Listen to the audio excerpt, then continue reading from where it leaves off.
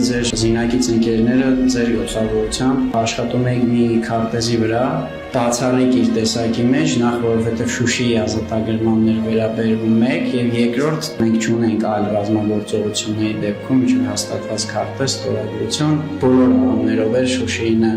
բացառիկ, պիտի խնդրենք, որ մի որևէ հիշատակի ընծայագրություն հայկական համալսարանին, որպեսզի այդ հավատը, որ մենք ունենք հաջորդ տարիում Շուշիումի, վերահաստատվի նաև ձեր գրչով։ Պարոն Էլբակյանն ասում է հաջորդ տարի Շուշիա։ Ես ուզում եմ, որ մենք նպատակ ունենանք եւ այդ նպատակը կարողանանք առավաշտանել։ Հույս, հավատ եւ պատվախնդրություն։